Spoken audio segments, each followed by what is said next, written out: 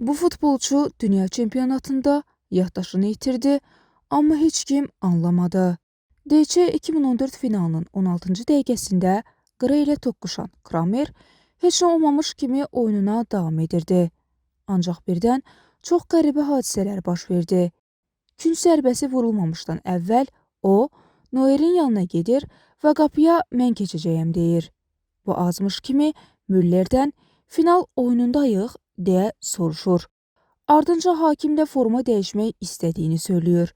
Hadisənin ən gülməli tərəfi isə o idi ki, Mülleri 1974-cü il Dünya Kubokunu qazandığı üçün təbrik edir və ona əfsanəvi oyuncu Gerd Müllerlə səhv salır. Sonra kapitan Lamın yanına gedərək qoluna kapitanlıq sarğısını taxmasını deyir. Amma Lam onsuz onu taxmışdı.